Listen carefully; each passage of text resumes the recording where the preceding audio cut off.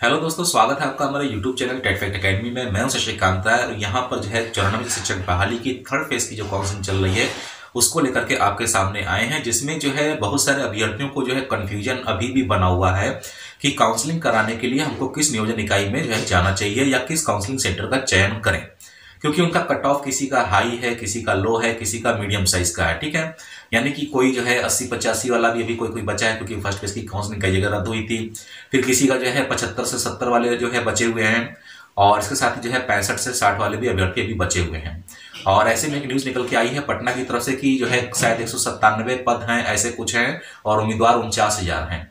तो ऐसी जगहों पर भी जो है रिस्क हो सकता है कि जाएं कि ना जाएं, क्योंकि भाई पद कम है, अभ्यर्थी ज्यादा है, तो किसको सीट मिलेगी किसको नहीं मिलेगी। इसी के विषय में ये वीडियो लेकर के आए हैं कि अगर आपका मेरिट कट ऑफ जो हम बताने जा रहे हैं अगर उसके दायरे में आता है तो आपको कैसे नियोजन इकाइयों पे काउंसलिंग कराने के लिए जाना चाहिए। वैसे मैंने पहले भी बहुत वीडियो बनाए हैं, लेकिन हो सकता है कि आप लोग अगर नए सब्सक्राइबर हो तो मेरे वीडियो ना देखे हों, तो खैर उसको छोड़िए। आज जो है थर्ड फेज की काउंसलिंग जो चल रही है उसमें कितना मेरिट तक कहां पर जाना चाहिए और आपको कैसे सिलेक्शन करना है कि किस काउंसलिंग सेंटर पे जाए हम, वो सारी बातें इस वीडियो में बताने वाले हैं।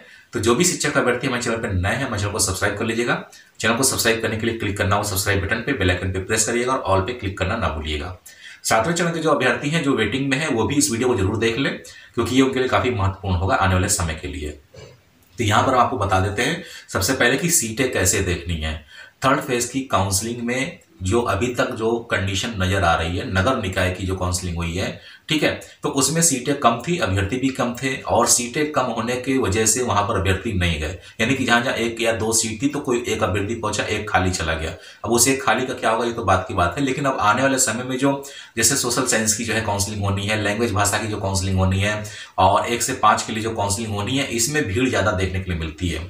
तो वास्तव में जो सीटों की संख्या होती है वो कैसे तय की जाती है। अगर आप किसी को जो है थर्ड फेज की काउंसलिंग मान लिया कराने जाना है, और मान लिया कि 2 जिला है, ठीक है, एक बक्सर है एक भोजपुर है, एक एग्जांपल बता रहे हैं कि 2 जिला है, एक बक्सर है एक भोजपुर है, और आपको वहां पे 1 से 5 के लिए मान लिया काउंसलिंग करानी है, ठीक है, या किसी भी सब्जेक्ट के लिए काउंसलिंग करानी, तो आप कैसे तय करेंगे कि मेरा कट ऑफ इतना है तो वहां पर हमको जाना चाहिए कि नहीं जाना चाहिए। इसके लिए आपको सीटें देखनी होंगी, समझनी होंगी।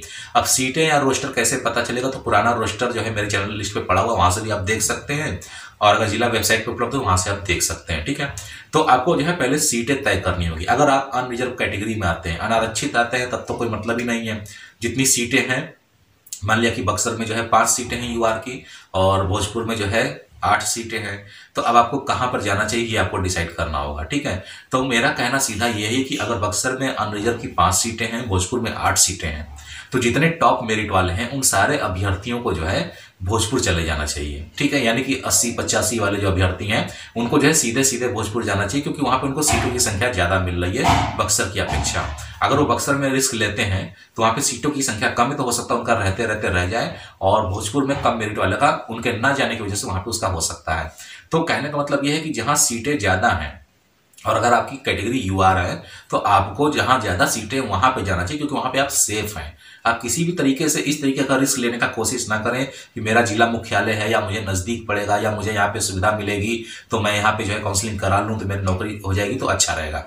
इसके चक्कर में अभी आप ना पड़े, वो बाद में ट्रांसफर वगैरह हो जाते हैं। ठीक है, तो आपको ये तय करना है कि पहले आपको अपनी नौकरी सेव करनी है, कि हमको जो है ऐसी जगह पे काउंसलिंग कराएं जहां पे पहले हमको नियोजन पत्र मिलने का संभावना 101% है।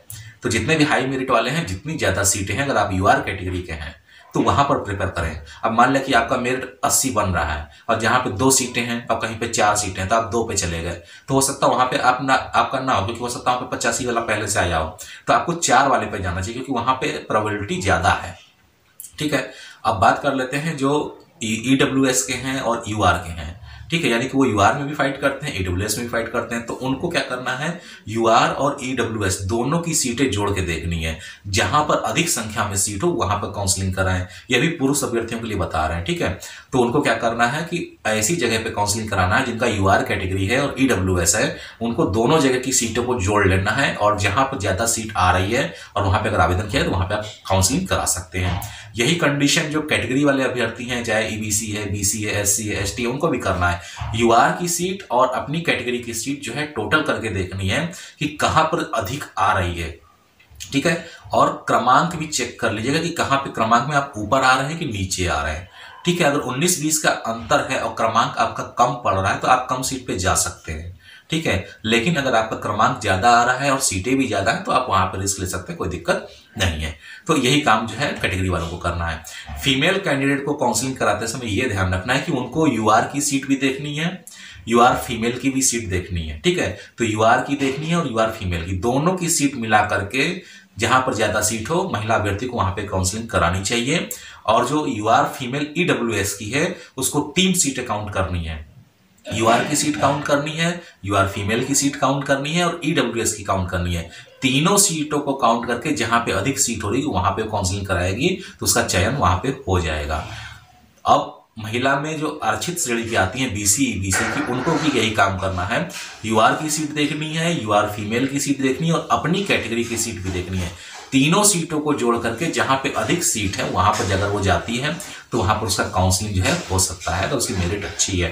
ठीक है, फिलहाल यहाँ पे जो संभावना बन रही, जो थर्ड फेज की जो काउंसलिंग चल रही है, इसमें जो अधिकतम जो संभावना अभी तक जो सामने आएगी, चाहे 1 से 5 के लिए होगी, चाहे 6 से 8 के लिए होगी, तो मैंने पहले भी वीडियो में बताया है कि जहां जहां पे प्रथम चरण की काउंसलिंग हो रही है, यानी कि जो प्रथम फेज फर्स्ट फेज की जो काउंसलिंग जहां जहां रद्द हुई थी वहां पर आपका मेरिट हमेशा हाई रहेगा और 75 या 70 लास्ट मिनिमम जाएगा, चाहे किसी भी कैटेगरी में हो।